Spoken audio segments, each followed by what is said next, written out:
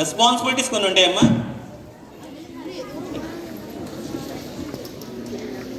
ఒక mega candle సరే sir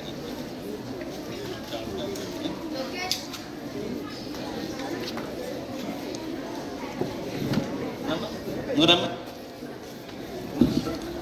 maximum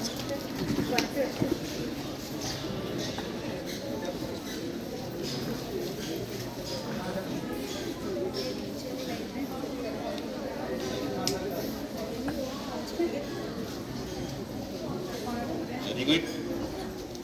ఈ కాలం కుర్రాళ్ళు వెలిగినట్లు మనం ఎలా వెలిగిస్తామండి, అందుకంత ఎక్స్పీరియన్స్ లేదు కదా. ఓకే సార్, ఒకసారి తీసుకోండి సార్. అమ్మ ఇది క్యాండిల్ కదా నాన్న, చూసండి సార్. చూడండి దక్షిణామూర్తి గారు చేసేటువంటిది క్యాండిల్ మీద ఒక పైపు క్లోజ్ చేశారు.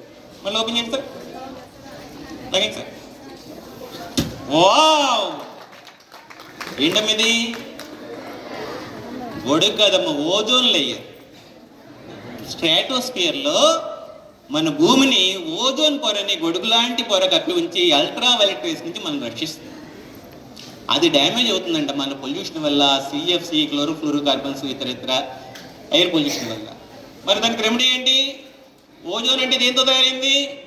ఆక్సిజన్ తోటి. ఆక్సిజన్ ప్రొడ్యూస్ చేయాలంటే చెట్లు పెంచాలి. అబ్దుల్ కలాం గారు చెప్పినట్లుగా, కలాం గారు అంటే మన తణుకు కలాం గారు ముఖ్యంగా కనిపిస్తున్నారు నాకు.